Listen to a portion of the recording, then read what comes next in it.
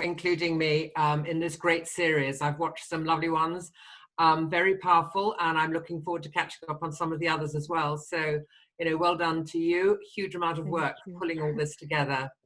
So bravo, Flavia. So yes, I'm just going to share just a handful of some of the findings from the cognitive science and the implications for the classroom in general, and thinking about the curriculum in particular. So it's a huge field, and I've only got 25 minutes, so I'm just going to take a few and unpack those rather than trying to do too much. I think it's worth saying right at the beginning that you know, a lot of what the cognitive science that's been emerging for the last 15 years or so and continues to have an impact on our thinking about the curriculum and cognition. A lot of it is common sense, really. But the helpful thing is, from the cognitive science, is to have some evidence that what we kind of know intuitively actually has got some substance behind it. The second thing to say in relation to the cognitive science is that the findings are never 100% secure. So even in the hard sciences, there's no proof that can ultimately stand the test of time. It's only a provisional proof until new evidence comes forward. And I think in the softer sciences, that's even more the case. So we treat this with intelligence and in an evidence-informed way when we're thinking about our context, rather than thinking that this or anything else is the gospel truth. The final thing to say is that any kind of evidence that we select has got a sort of personal bias to it. We find it interesting, we find it helpful. So on that basis, I'm always happy to be challenged. I welcome disagreement. So in the later part of this session, do feel free to come back and say, oh, well, I really didn't agree with that, Mary, because that is how thinking and learning moves on. So that's just really by way of background. I'm now trying to get my slides to move on. I've lost the right. This is really about making sure that we've got the conditions in which we can properly work to absorb this this information. It doesn't just land in a staff meeting. It doesn't just arrive out of nowhere. This is about honest, sustained application of the theory into our own work. And I don't think we should be trying to do this too quickly. I don't think we should be beating ourselves up if sometimes the progress seems slower than it might, because this is an iterative, long-term way of considering our professional practice and our professional endeavors. But on the back of that, we need to be very mindful of the things that we need to stop doing. Given that we can't do everything, we need to be saying, well, what am I not going to do in order to create the time in order to be able to consider some of the really fascinating ideas that are coming out of the field. And that means that we're going to make some choices, and sometimes we've just got to accept that there are going to be trade-offs. So we've kind of got to get comfortable with the idea that if we're going to invest some of our intellectual energy into this, there are going to be other things that we don't do. Mary? Yes. Hi, sorry, I don't think you are on presentation mode. I just noticed that we can see like several tiny slides, but not a big slide. So we can only see the miniatures of all of them.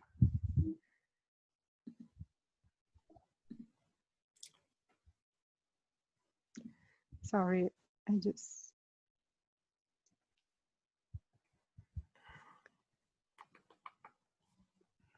Sorry, colleagues. Gosh, how annoying. It's all right. It's saying that the screen sharing has stopped as the shared window is closed. Right, how to get into... Maybe just open again, I guess. Yeah, sorry, colleagues. No, it's fine. It's fine. That happens. So,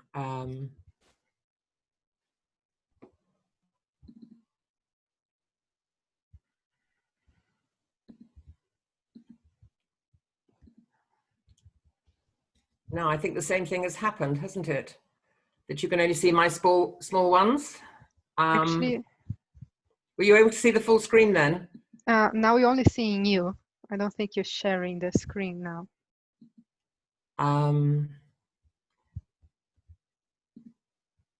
Yeah, so I've got... It's on the bottom. If you go, before you were sharing the screen, it's just the PowerPoint itself was on a kind of not really displaying the slides.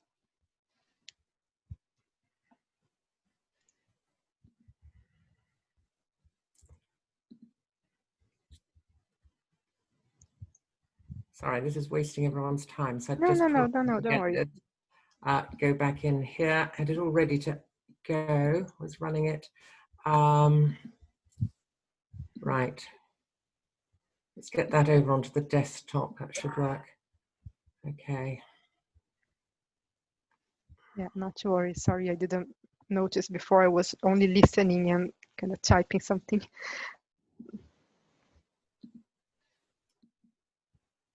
Yeah, everybody's saying you are worth waiting for. I agree. So that's very kind. Yes. So now it's, do you know, I think what has happened is that PowerPoint is updated. And yeah. so I think that, there we are. Is that going to open? So that if we're going to, you know, pay attention to the things that really matter, we've got to be very focused about what we're not going to do in order to get there. So just the headlines of some of the thinkers that are informing my own work around this at the moment. Very quickly, McCown's essentialism, that we only focus on the things that we know are going to make a difference, and we just become comfortable with getting rid of the things that we've just got used to thinking are important, but are they actually adding value to our core business, which is improving outcomes for young people.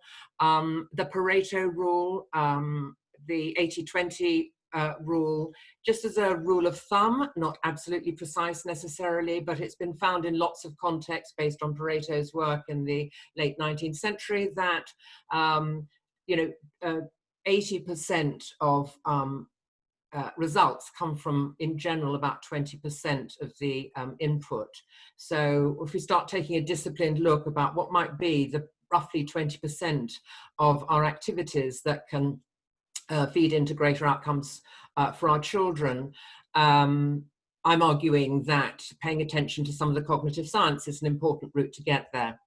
And then Marie Kondo, slightly tongue-in-cheek, but there's an important thinking behind her work. So she's the tidying and decluttering person. And she says, we need to ask ourselves about the objects and the material things that we have. Does this spark joy? Does this bring me joy? Sitting behind that is the idea that we all have too much stuff in our lives. And I think this can apply too to some of the processes and some of the ways of working that we have in our schools as well. So to get this disciplined approach to doing less in an intelligence-informed way. And then we can turn to what it is that's likely to add greatest value for our pupils and students.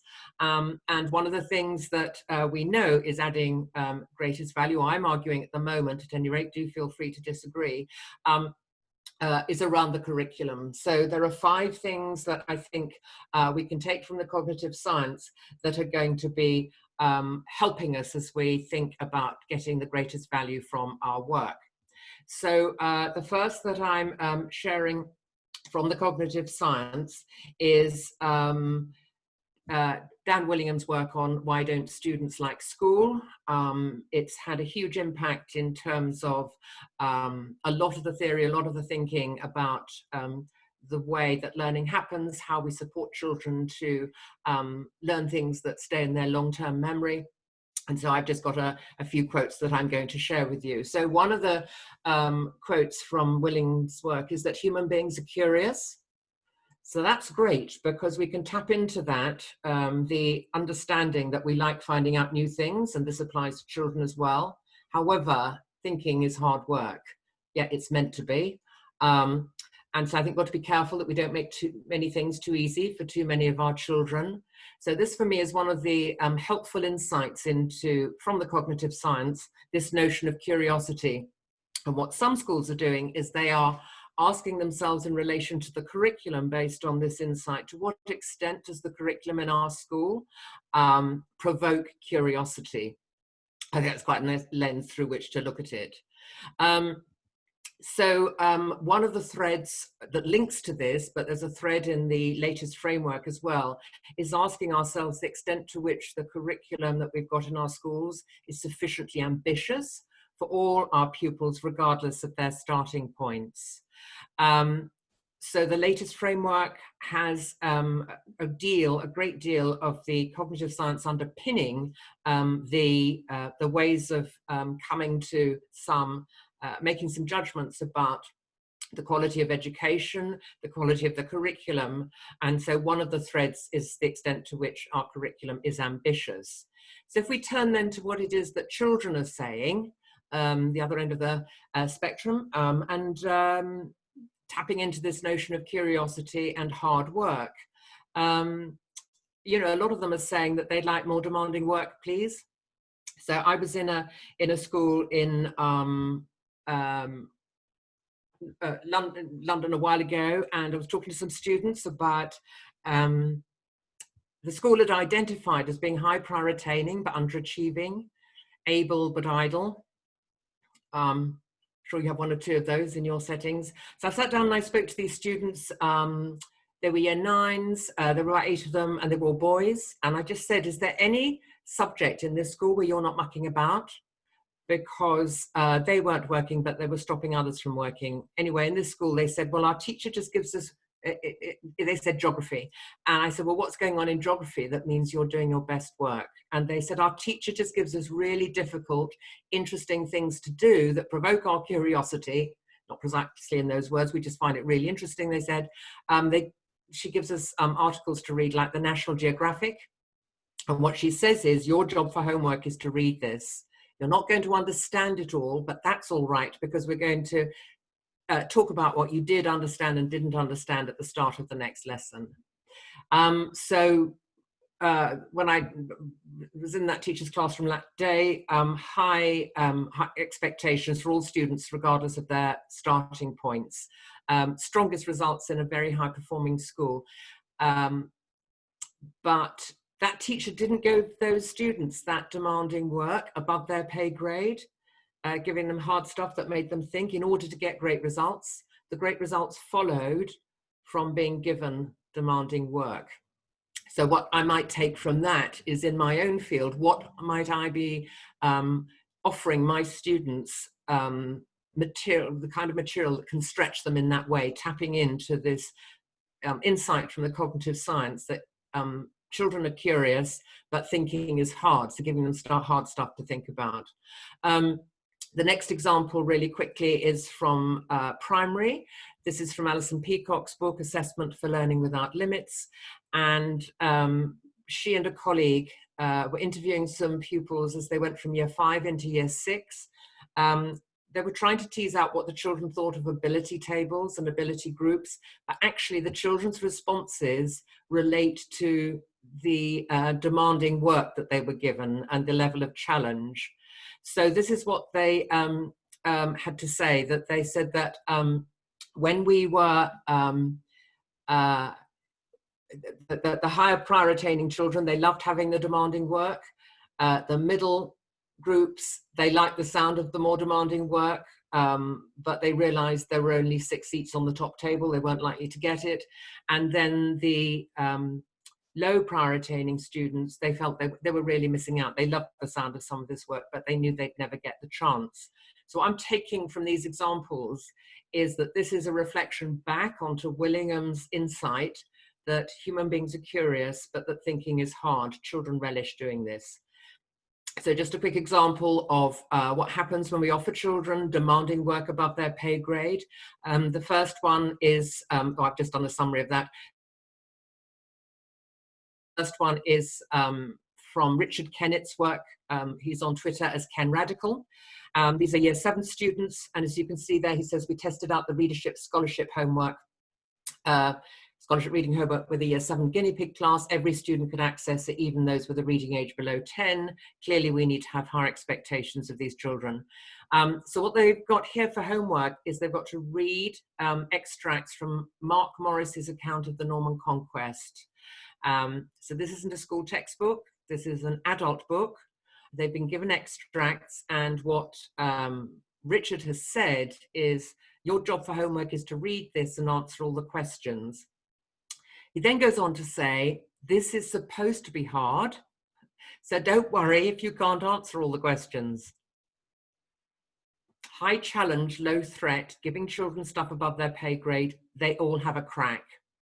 Have a go at it. So when I was talking to Richard about why he was giving them this sort of adult material, historical material, he said, well, in lessons when we're learning about the Norman Conquest, he says we're using extracts from Simon Shamer's work on the Norman Conquest. He said, what I want my students understanding is that while there might be historical events, historians disagree about the significance and impact of them, and I want them to be able to make those sort of enter into that scholarly debate. No, you're lucky to do this at A level. This is normally undergraduate work, but just showing how far down the age range you can bring demanding work.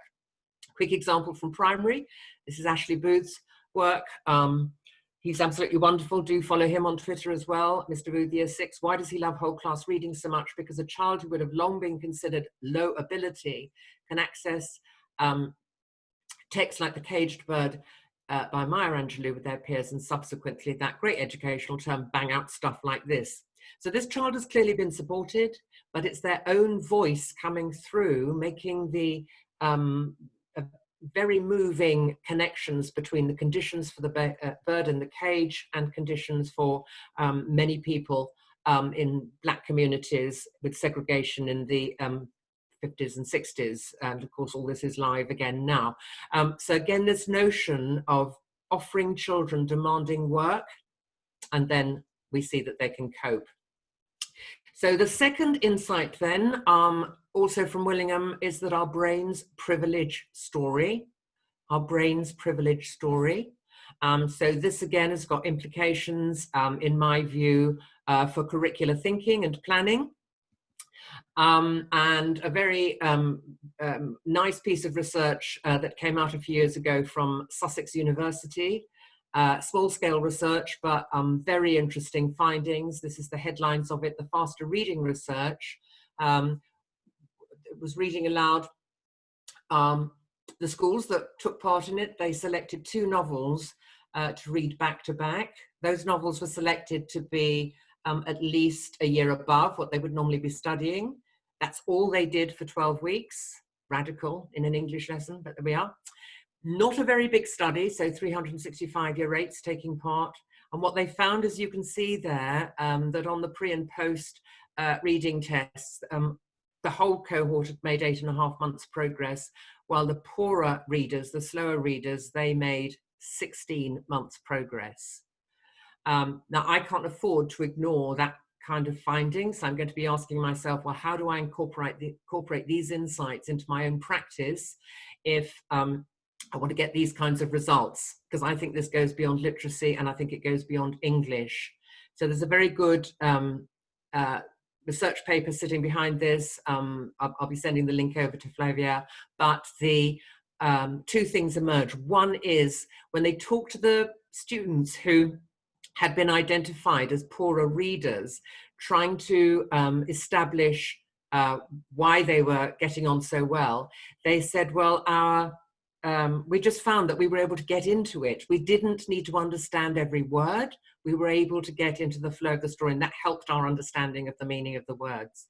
So this again taps into curiosity, thinking hard, and then this notion of story as well, our brains privileging story. So this is really important, because a lot of our children who might need additional support, the additional support, important as it is sometimes all they get around phonics, decoding, SPAG type of stuff, which is all important. But if they don't get access to this richer, wider stuff, then we're really not being sufficiently ambitious for on their behalf.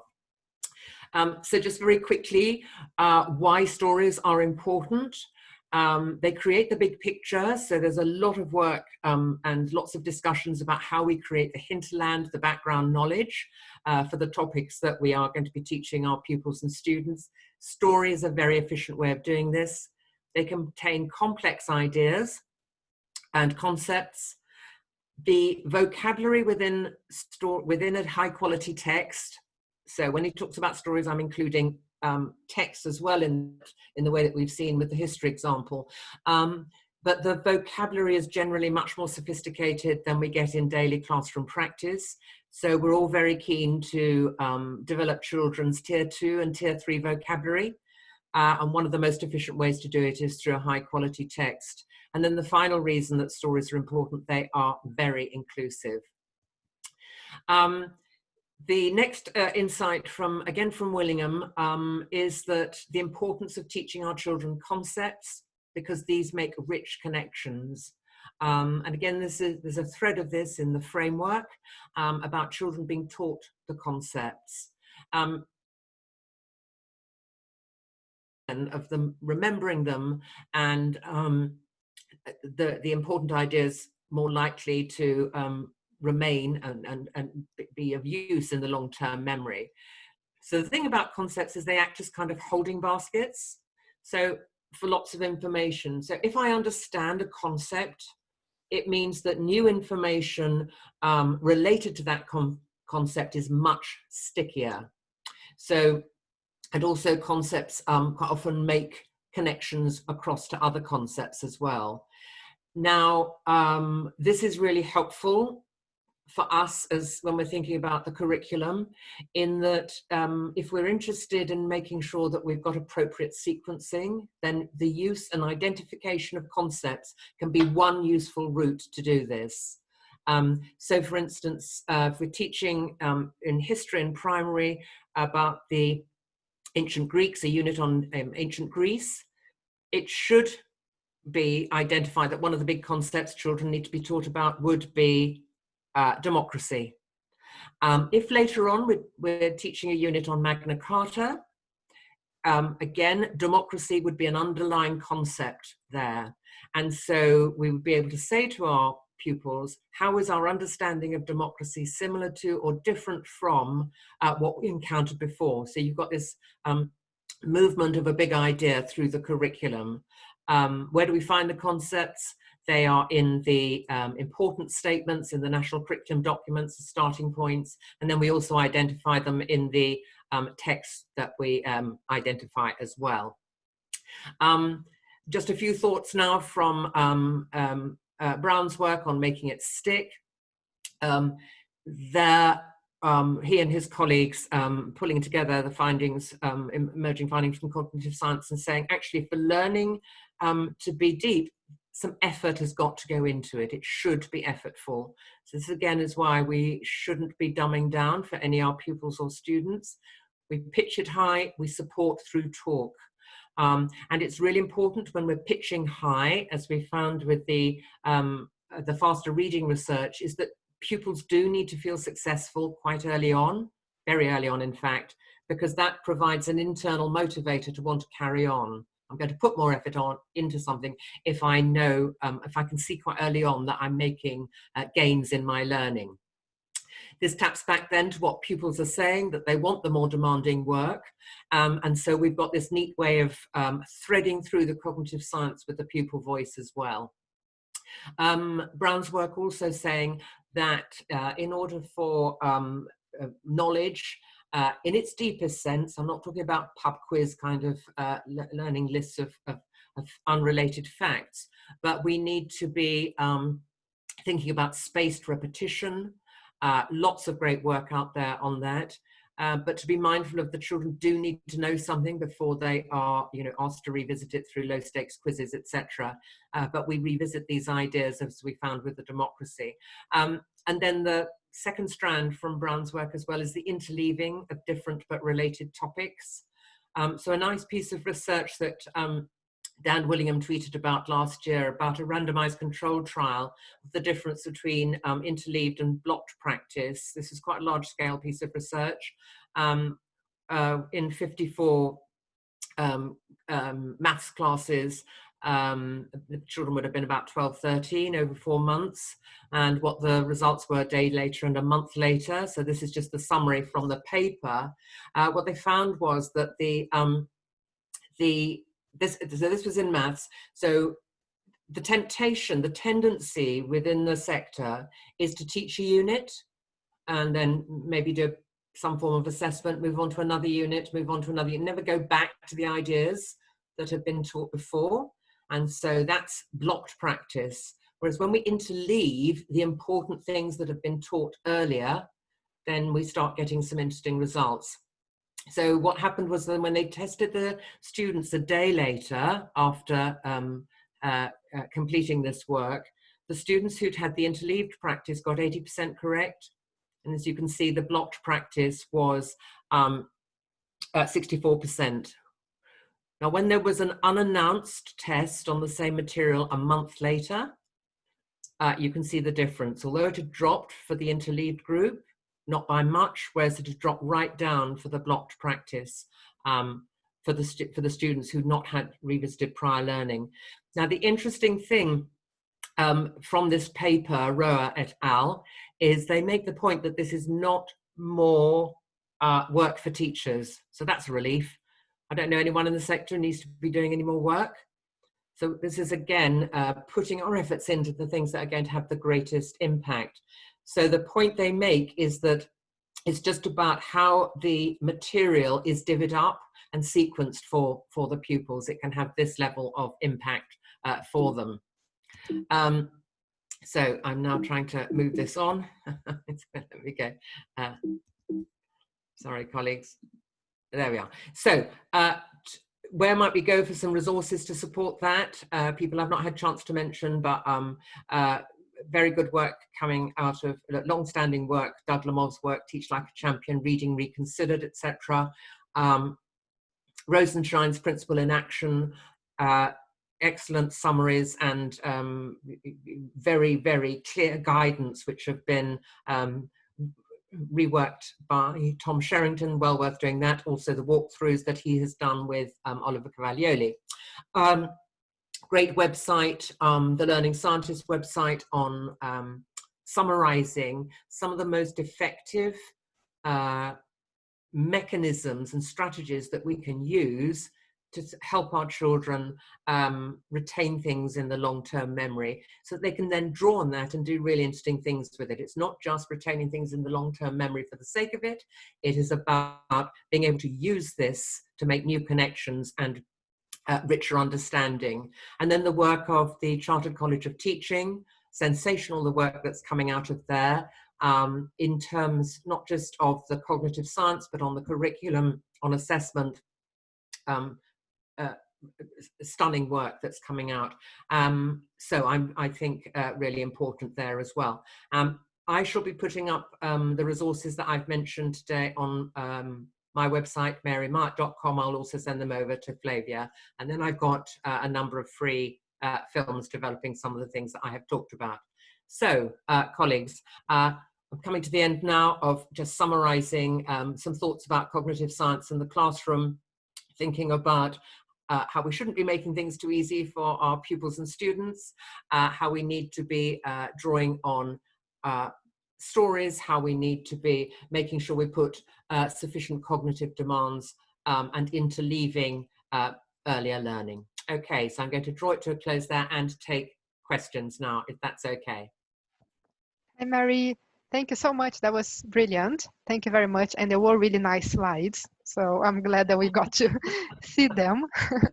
Yeah, we do have questions. So I'm going to start with the ones that were asked in the beginning. But if people have more questions, just please feel free to keep asking them on the chat. All right. Okay, so a few questions. Mary asked if, in the beginning of your talk, if there could be an argument for having mixed ability in year 7, for example? Yes, so there's a lot of work around this. Yeah, I mean, the findings in general, and again, nothing is about 100%, is that when there is mixed ability grouping, the greatest gains are for the children with the lowest starting points. But we've got an issue there that the flip side of that is some of our high prior attainers, particularly in maths, might not do as well as, might not make those same gains. So it's a complicated picture. For my money, as a matter of equity and social justice, I think that we've got to have some conversations around this. Yeah. Becky Francis' work at UCL, there's lots going on in terms of mixed ability grouping. I was watching one of Dylan Williams's contributions to one of the research aids from a year or so ago. It's very complicated, and he was saying that, what I've just said in terms of the outcomes, that it's the children, it is a more equitable system overall, but within that there are some costs for the high prior attainers in some subjects. The issue is that quite often the children in the bottom sets or lower sets, they get easier work, they don't get the same diet, they get a diminished diet, and quite often they don't get the strongest teachers. So but the flip side of that is there are some schools who make sure that they are getting a demanding diet and they put their strongest teachers there. So it's a complicated picture, but I think we do need to be having more conversations about it. Yeah, yep, I agree. It's a lot of complex issues around them. So in terms of high expectations, so you mentioned at one point that having low expectations for children can actually damage their learning. So somebody asked about parents' expectations for their own children, which could vary between different backgrounds. Is that something that teachers should keep in mind? Should we be talking to parents about their expectations about their own children? Yes, I mean, I take a very simple view on that, and that most parents want the best for their children. Yeah. And I don't buy into the narrative that we need to raise aspirations for the children who come from poorer communities. I've yet to meet a parent who doesn't have high aspirations for their offspring. But I think there is sometimes some pushback with some of the things that I advocate, with saying, well, my child doesn't want to speak in front of the rest of the class. Well, why not? It's my job to support a child who to be able to talk eloquently, as long as they can get the words out. And so, yeah, I think as long as the rationale for what we're doing is explained. But there are some schools, I'm thinking of one on the eastern coast with a migrant community where a lot coming from homes where English is not the first language. Really demanding knowledge-rich curriculum, knowledge organizers going home, and I thought, oh, blimey, how's that going to go down? And the head said they just love it. The parents just love it. And so it's about how we communicate this. We're not making it difficult because we're being cruel. We're making it difficult because it's absolutely riveting stuff.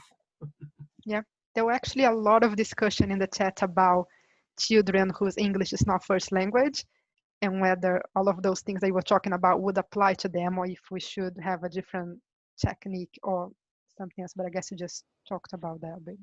Yeah, and I also think that we've got to be very careful not to equate children who have English as an additional language with their capacity to learn and to absorb. It's about stories are an incredibly efficient way of doing that. I think the high quality EL practice is something we can all learn from. And so I would argue these principles apply regardless of children's backgrounds. Yeah. Yeah, that sounds good. Sorry, there was so many questions. They're so long. I got lost here. Oh, yeah. So in terms of not making things too easy, not making things too hard, how can we objectively know whether something is too easy or something too hard? How do we actually measure how difficult or how easy a task is for children? By trying it with them. Yeah, okay. And being prepared to be surprised. So I think, that's a bit of a flip answer, but, Einstein said that we ought to be able to explain the most complicated ideas to a 4-year-old. Mm-hmm. And that's quite a good attitude to have. So a number of strands to sort of help that, so if we're providing a demanding text that's underpinned by a strong narrative, which high quality stuff does in any case, using some of the techniques from Isabel Beck's Bringing Words to Life, where I might pre-teach some of the demanding vocabulary in advance, and then where I might make a point of picking up some of the demanding vocabulary at some point. But I would say it's worth taking the risk of finding more demanding stuff and experimenting with that than not, and being prepared to be surprised. So I'll just give you a quick example of that. So some schools doing some work on tier 3 vocabulary and making sure children really know some of this complex vocabulary. A lot of the tier 3 words have got Latin and Greek roots, Mm-hmm. and the children doing etymological work on that. And what they're finding is the children with the greatest language deficit are getting the greatest gains from it. And when they talk to the children about it, because they teach them how to, look these words up, how to Google them. And when they talk to them about why they're so enthusiastic about it, they said, we just like being clever. So tap into this notion that children like being clever. They like learning stuff, and to introduce anything that is going to be quite demanding, say, look, this is quite demanding, and it doesn't matter if we don't get it, we will try something else. And then children do meet us halfway, as we found with Richard Kennett's work. I mean, that is taking a serious risk. What does he find? They want to have a go. Mm-hmm. Yeah. So what about interleaving? So you mentioned some articles, some research about interleaving, how that really works. So teachers in the chat, they were asking for more practical advice on how to actually do interleaving in the classroom. So I guess retrieval practice in the beginning of the lesson is one way, so you can catch up with previous content. Is there any other techniques that we can do for interleaving? For the interleaving, it's about knowing our curriculum well, so that we are referring back both when there are opportunities and then also intentionally. Mark Entz is very good on this. It's worth reading his blogs about the interleaving. This is not about a kind of patchwork quilt which gets in a muddle. Well, actually, that's not a very good analogy, but just a sort of hodgepodge of, we've talked this before, but it's got so we're teaching, and it's about making the authentic links all the way through. So low stakes quizzes as retrieval practice, careful use of knowledge organizers as well, where we have identified important words and ideas, making links back to prior learning as well. And so and also I think that there was a great research ed home session with Daisy Christodoulou on things going into the long-term memory using systems like Anki. And so there is lots out there. Kate Thomas's as well, retrieval practice. I'll include some blogs and additional materials for those as well. Yeah, that sounds great. Yeah, there are a lot of very specific questions about, can you give me an example for demanding tasks in maths or in modern foreign languages? Or so I guess maybe you can give us some ideas on where to find examples of demanding tasks for each subject or each year group. Oh, demanding tasks for each subject in each year group. Yeah. Okay. Funnily enough, this is my latest piece of work, which I am now editing. Good. And so the argument I'm making to find these demanding texts and artifacts and materials is to go back to the authentic source. So too much of what we're giving children is downloaded from websites where there's not sufficient quality assurance. So I'm thinking, for instance, of children being, when they're being taught about the interiors of places of worship. And in one lesson, the resource they're given is a very sketchily drawn mosque. And all the children got to do is complete the gaps. Someone's then written in to say that they've made a mistake, this website. So the website does change it. But the concern is that because until that was picked up, that incorrect information had landed in hundreds of thousands of different classrooms. If we'd gone to somewhere like the Khan Academy, or the Museum with No Frontiers, we've got some quality assurance sitting behind that. And so what I'm doing is I'm working on that at the moment, that we go back, and I'm doing it for each of the national curriculum subjects, that we go back to the authentic academic sources and texts. And another quick example, teaching history with 100 objects. So that is from the British Museum. Fabulous resources. Our children need the best quality visual resources that we can give them. They do not need third-rate worksheets to work from. And so what we've got with something like the teaching history with 100 objects is beautiful images, great background knowledge, additional information about the artifacts themselves, and then teaching ideas and what we can do in the classroom.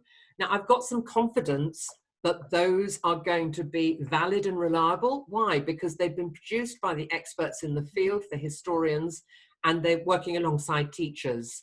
And so the piece of work to do in terms of our trade-off, in terms of the 80-20 rule, is that we in schools create the time for teachers and subject leaders and departments to find these high quality resources, so we don't go back to a very low level of poor quality material for our children. Yeah, absolutely. There was a question about ability and prior attainment. So they were saying that in their school, usually they are used as synonyms, and then to allocate children to different classes or different groups. So first of all, are they the same terms, and how do we differentiate between them, and how do each of them influence how we treat the students? Okay, so prior attainment, I feel, is a more accurate term. The issue that I have with ability, and I'm very happy for people to come back and disagree with me on this, the problem I have with ability is that it assumes we know what children are capable of. And so this, quite often they end up in groups or sets based on flawed notions of what we think that they're capable of. So the only thing I know is what a child has done up until now. And so I just think that that is a better way of thinking of it. The problem is you get a lot of children locked in to being in the same sets, and unless they've got the same quality of material which is sufficiently scaffolded for them, unless they're working with the the most experienced teachers, then you're increasing the gap for those children. So my concern about it, unless it's done very thoughtfully, and there are some schools that are doing really thoughtfully, they've got a really good, strong philosophy behind it, and I can't quarrel with that, but the default position is that it's done on, it's not rigorous enough in terms of which set a child goes into. It's not fluid enough. Children get stuck there. If you look at the profiles of the children on the bottom tables in primary and lower sets in secondary, a higher proportion of those children have pupil premium funding. So we've got some big questions to ask about that, because however we determine intelligence or IQ, I refuse to believe it's linked to postcode or parental wealth. And yet as a sector, we wax lyrical about equity, social justice, diminishing differences and closing gaps, but we have got some systems and some structures within the sector that are compounding them. And so that's why I think it's a big and important conversation to be had. Yeah. And obviously, if people want to talk more about that with you, they can always get in touch with you later on, right? Sorry? If they want to get in touch with you again about this, to carry on this conversation, they can. Oh, yeah, yeah, yes, yeah, Mhm. either on Twitter or... Yeah, brilliant. Twitter's best. So there were two questions that I think are related, so I'm going to ask them both together. One is about using current global events, so big things in the curriculum. How do you add them to the curriculum? And then the other one is how flexible does the curriculum have to be, considering there are a lot of new things happening in the world all the time and that they need to be taught, and maybe they are different from what happened last year. Yeah, that's a really good question. So what I would say about current events is that they're an opportunity to bring learning alive. So I mean, one of the strategies I've used in the past is to use the Week magazine, which is a summary of all the news articles. It's summarized really, really well, but there are two double-page spreads, one for Europe and one for around the world. And what I found in my own field in RE, but it would apply for geography, history, and a number of other subjects as well, is that if I wanted to, I could find a news story that linked back to religious education. And so I would use that if it was relevant to what we were teaching or what we have taught before. So I'd get a bit of interleaving in, give them that for homework, make some links. So I think we use current events to stimulate, but we don't shoehorn it in, and we do it in a light touch way. There's a lot of talk, obviously, with what's been happening with Black Lives Matter. There is within our current national curriculum, there are ways of making this work in an honest way. The problem is that because some of it is suggested within the national curriculum, we don't have to do it. But things around empire, around an honest look at the slave trade, there is the potential for doing that. So I think we've got an opportunity. I think it's so important at the moment that I think we've got to do some serious thinking around that, also tapping into what those communities are saying, the educationalists, the academics, what children are saying as well. So to me, there is no conflict between the curriculum that we have and being able to incorporate some of this. And so it's about having a nuanced curriculum, and also to say within the national curriculum, from key stages 1 to 3, we've got the whole of the key stage to cover this material. So let's kind of relax into it.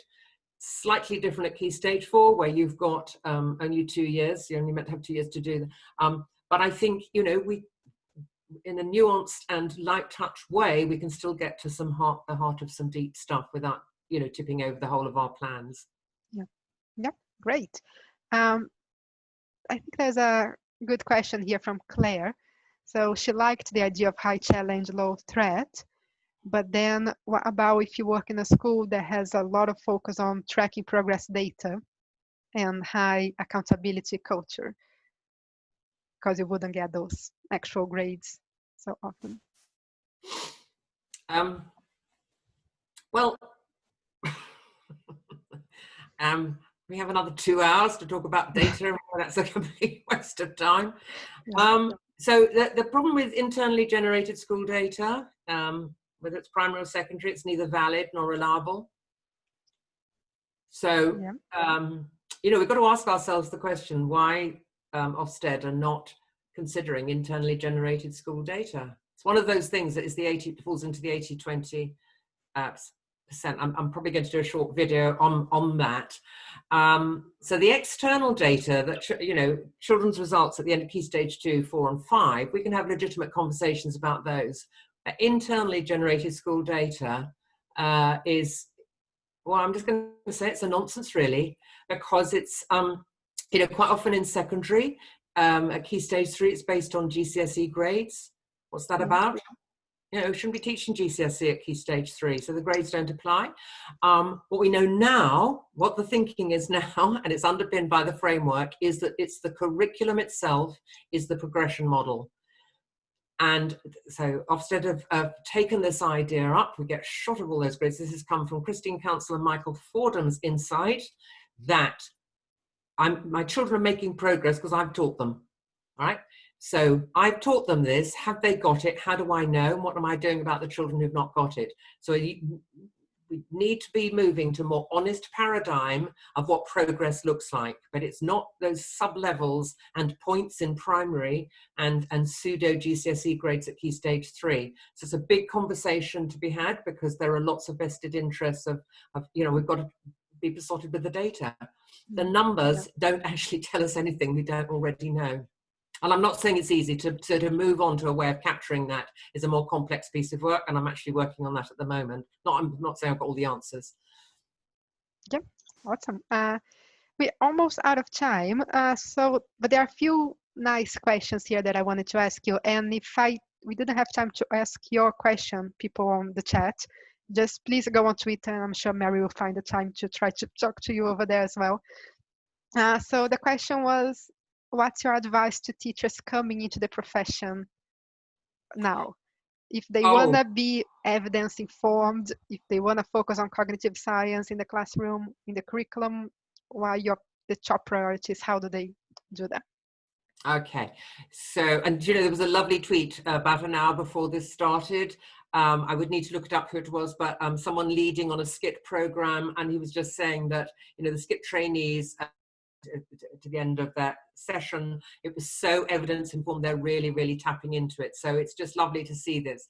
My starting point would be research ed videos, particularly the Research at Home, which has been done during lockdown, Chiltern Teaching School Alliance, the Seneca work, we're on here today.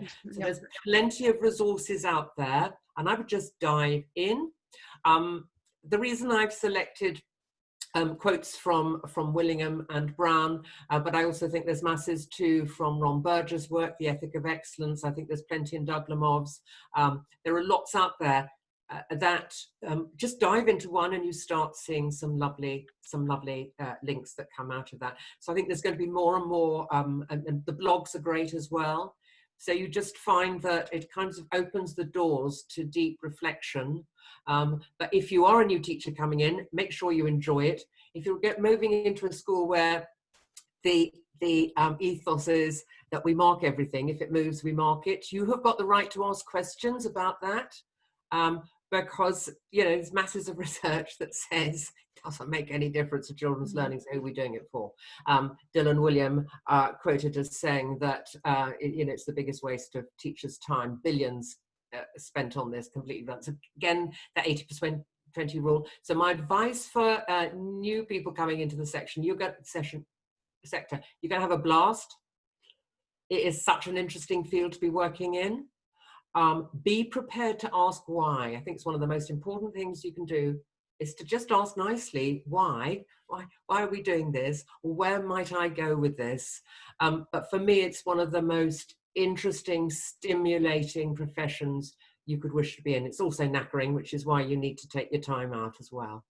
Yeah, that's great. I love that answer. Thank you very much. It's 6:01, well, 5:01, 6:01. I'm in Germany now, so I'm confused with the time zones. It's 6:01 in the UK. So let's thank Mary. Thank you very much, Mary. That was absolutely fantastic. I'm not going to keep you here anymore. Please do tag Mary on Twitter and thank her for this talk, because like I said, she's not really seeing the chat. So do thank her on the internet later on. And thank you very, very much, Mary. That was amazing. And I'm going to be uploading this talk to YouTube sometime next week, so you can watch it again and share with your other colleagues from the school. And that's it.